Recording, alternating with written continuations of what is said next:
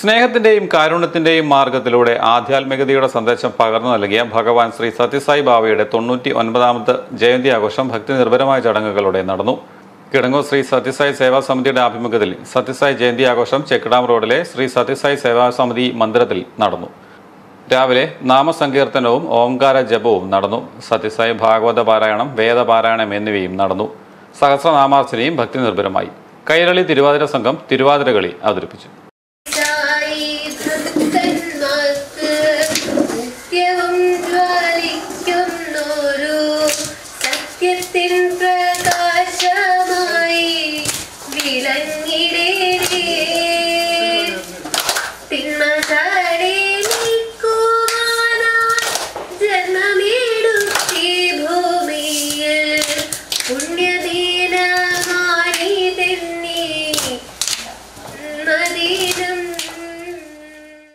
പ്രീതി സുകുമാർ ആധ്യാത്മിക പ്രഭാഷണം നടത്തി.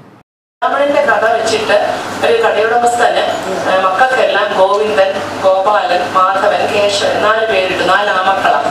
എന്നിട്ട് പറഞ്ഞു, എന്തായാലും മരിക്കാൻ നേരം ആരെങ്കിലും പേര് വിളിക്കുമല്ലോ, അപ്പൊ എനിക്ക് മോക്ഷം കിട്ടും വിചാരിച്ചിട്ട് ഇദ്ദേഹം കടയിൽ ഒക്കെ ആയിട്ട് മുന്നേ എപ്പോഴും കടയുടെ ശ്രദ്ധ, കടയിലെ വ്യാപാരത്തിലുള്ള ശ്രദ്ധ, ഈശ്വരകാര്യത്തിലൊന്നും വലിയ ശ്രദ്ധയൊന്നുമില്ല. ഏതായാലും മരിക്കുന്ന സമയമായപ്പോഴത്തേക്ക് മക്കള് 4 പേരും അടുത്ത് വന്നു. അപ്പൊ വിളിച്ചു, ഗോപാല, കേശവ, മാധവ, ഗോവിന്ദ. അപ്പൊ എല്ലാവരും അച്ഛാ ഞങ്ങളുണ്ടെന്ന് വിളി കേട്ടു. എടാ, നീ എല്ലാവരും ഇവിടെ വന്ന കടയിൽ ആരുണ്ടടാ എന്ന് പറയും. തൊലയാനെ കൊണ്ടെന്ന് പറയും മരിക്കും.